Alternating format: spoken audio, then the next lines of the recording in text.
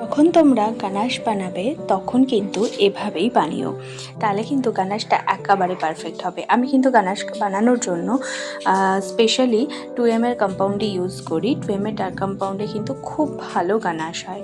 এছাড়াও তোমরা মোডে আরও অনেক নানান রকম ব্র্যান্ড আছে, এগুলো তো কিন্তু ইউজ করতে পারো।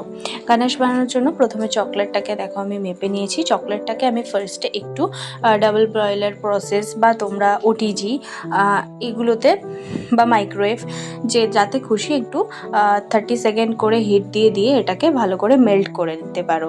মেল্ট করে নেওয়ার পরে এর মধ্যে ইউজ করব আমি ফ্রেশ ক্রিম।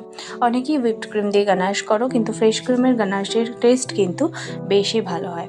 তো সেক্ষেত্রে ফ্রেশ ক্রিম দিয়ে কিন্তু আমি সবসময় গানাশ করা দেখাই। এটা আমার ক্লাসের একটা ভিডিও, যেখানে আমি আমার স্টুডেন্টদেরকে দেখাচ্ছিলাম যে কীভাবে গানাশ করতে হয়। আরও একটা মেথড তোমাদের বলে দিই, তোমরা চকলেটটাকে মেপে নিয়ে চকলেটটাকে না গলিয়ে তোমরা ফ্রেশ ক্রিমটাকে ভালো করে মেপে ওটাকে গরম করতে পারো। এবার সেই গরম ফ্রেশ ক্রিমটাই কিন্তু চকলেটে দিলেই তোমাদের গানাশ রেডি হয়ে যাবে।